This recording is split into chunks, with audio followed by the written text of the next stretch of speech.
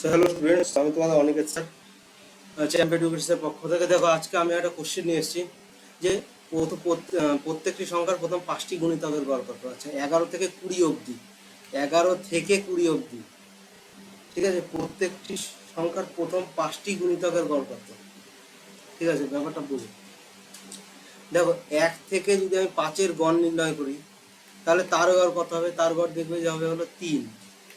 1 থেকে 5-এর গড় হবে হলো 3। তাহলে 11 থেকে যদি 20 অব্দি আমি গড় করি, তাহলে এই প্রত্যেকটার সঙ্গে যদি আমি 3 গুণ করি, মানে 33, তারপরে 36, তারপরে এইভাবে যেতে যেতে তারপর 39, এইভাবে যেতে যেতে কত অব্দি আসবে? 60 অব্দি আসবে, ঠিক আছে। এবার তার মানে এখানে কটা টার্মস আছে? 10টা টার্মস আছে।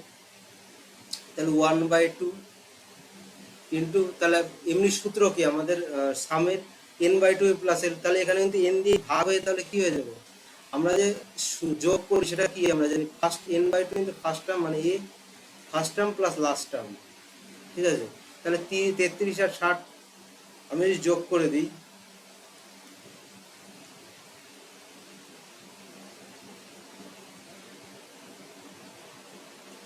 তাহলে এখানে কত? 93/2, মানে 46:46.5।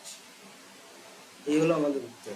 মানে 1 থেকে 2, যেহেতু বলছে প্রথম 5টির গড়, তাহলে 1 থেকে 5-এর গড় কত হবে? 3 হবে, ঠিক আছে। মানে 1 থেকে 5-এর গড় মানে প্রত্যেকটা সংখ্যার গ্যাপ যদি সমান হয়, মিডিলের সংখ্যাটাই গড়, সুতরাং 3 হচ্ছে ওদের গড়। তাহলে এখানে যেহেতু 10টা পদ আছে, তাহলে এই 10টার যোগফল কত হবে? মানে n/2 a প্লাস এল, কিন্তু নিচে যেহেতু গড় বলেছে n দিয়ে ভাগ হয়ে যাবে, n দিয়ে ভাগ হয়ে গেল, তাহলে 1/2 × 33 + 60। তাহলে এই হলো আমাদের উত্তর।